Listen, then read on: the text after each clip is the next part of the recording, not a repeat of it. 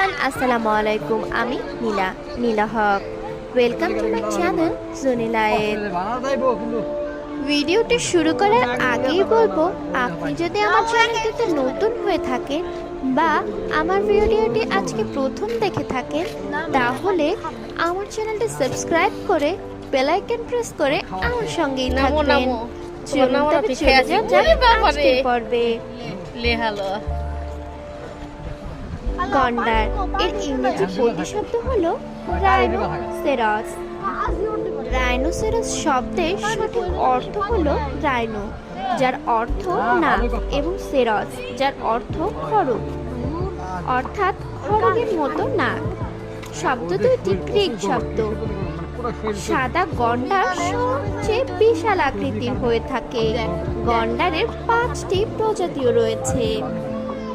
ভারতীয়